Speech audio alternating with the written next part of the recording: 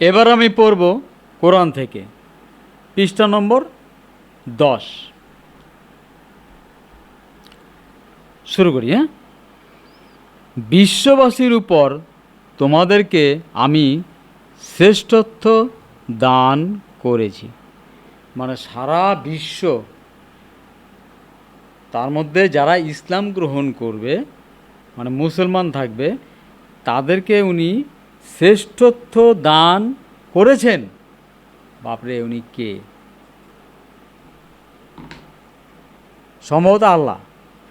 ওই দিনকে ভয় করো যেদিন কেউ কারো উপকারে আসবে না, কেউ কারো উপকারে আসবে না, সেই দিনকে ভয় করতে বলতেছে।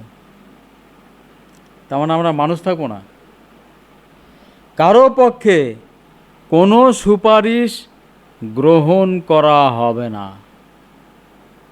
সুপারিশ কে করবে? বুঝতে পারলাম না। যে ওকে জাহান্নামে পাঠাইতে হবে, ওকে জান্নাতে পাঠাইতে হবে, এই সমস্ত সুপারিশ নাকি? কোন সুপারিশ? কোনো বিনিময়ও চলবে না এবং কেউ কোনো প্রকার সাহায্যও পাবে না। বিনিময় চলবে না, সাহায্যও পাবে না। কেউ কথাটা বুঝলেন?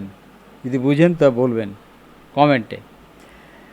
আর যখন তোমাদেরকে ফেরাউনের লোকেদের হাত থেকে বাঁচিয়েছিলাম, কে বাঁচিয়েছিল? এ কথাগুলো কি মানে আল্লাহ বলছে নাকি? যারা তোমাদেরকে কঠিন শাস্তি দিত, কারা? ফেরাউনরা। কি? তারা তোমাদের পুত্র সন্তানদের হত্যা করে মেয়েদেরকে বাঁচিয়ে রাখত। এটা কারা করে? ফেরাউনরা। জানা নেই আমাদের। ডাইরেক্ট এভাবে লিখলে পরে তো অসুবিধা। যেমন আমাদের মহাভারতে কিন্তু কাহিনী ভালো করে বুঝাতে নিয়ে গেছে, কিন্তু এইখানে ডাইরেক্ট বুঝতেছি না কে কাকে কোনটা বলতেছে। বস্তুত তাতে তোমাদের রবের পক্ষ হতে তোমাদের জন্য মহা পরীক্ষা ছিল। রবকে, তার কোনো পরিচয় কিন্তু পাইনি। আচ্ছা, আর যখন সমুদ্র দ্বিখণ্ডিত করে তোমাদেরকে রক্ষা করলাম, সমুদ্রকে দ্বিখ হয়েছে। এখন এগুলা কথা না, মানে সত্যি করে বলতে মানে আমার আজাইরা কথা মনে হয়। আমাদের এই মহাভারতটাও বা এগুলোর মধ্যেও কিন্তু লেখা আছে। শ্রীকৃষ্ণও কিন্তু বলে বলে এই যে সমুদ্রের মধ্যে দিয়ে নিচ দিয়ে হাইটে হেঁটে চলে গেল। এটা অদ্ভুত অদ্ভুত ধরনের কথা। এখানেও এই ধরনের কথা লেখা আছে, সমুদ্র দ্বিখণ্ডিত করে ফেলছে।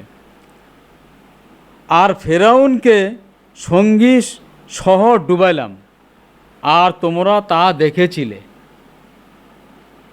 আচ্ছা, তার মানে মানুষরা, মানে যারা ইসলাম গ্রহণ করছে, মুসলমান, তারা দেখছিল ফেরাউনকে একদম সঙ্গী সহকারে ডুবাইছে। কোথায়? সমুদ্রে না নদীতে? আর যখন মূসার সঙ্গে 40 রাতের ওয়াদা করেছিলাম, আর তার প্রস্থানের পর তোমরা গোবৎস পূজা করিলে।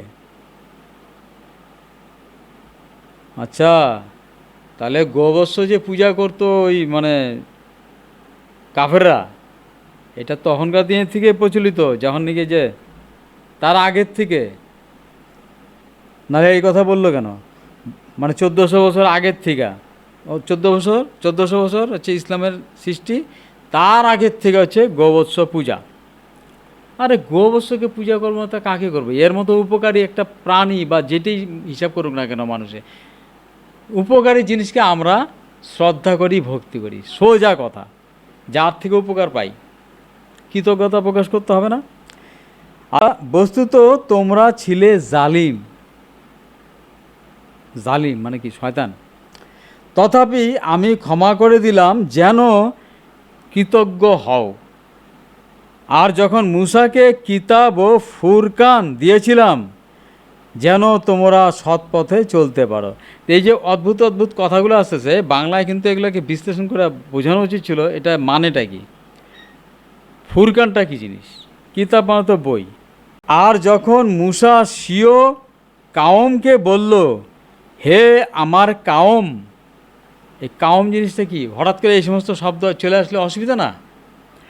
তোমরা গোবৎস পূজা করে নিজেদের উপর জুলুম করেছো। গোবৎসকে পূজা করলে নিজেদের উপরে জুলুম করা হয়। আমরা তো অর্গানিক খাবার খুঁজে বেড়াই, আর অর্গানিক খাবার তো গরুর গোবর দ্বারা চাষ করা হয়। সুতরাং তোমরা তওবা করো।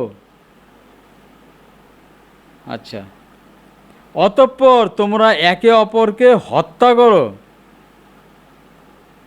বাবারে বাবা, কারণ ছাড়াই হত্যা।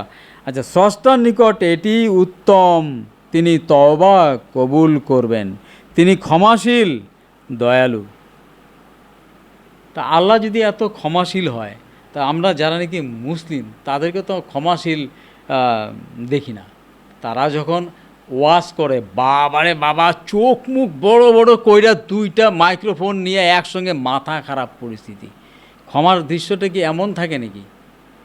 ক্ষমা তো আমাদের দেখি মুনির আসিয়া এরকম করে সুন্দর করে হাত ইসে করে আশীর্বাদ করে, ঠিক আছে তোমাকে ক্ষমা করে দিলাম, সুন্দর সুরে। তা না, বাবারে বাবা, ওয়াজ।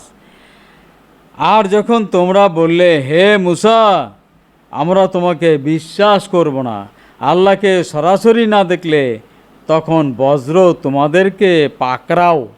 পৃষ্ঠা এসে এমন একটা জায়গায় শেষ করছে, মানে অর্ধেক বাক্যে এসে শেষ, 10 নম্বর পৃষ্ঠা শেষ হয়ে গেল।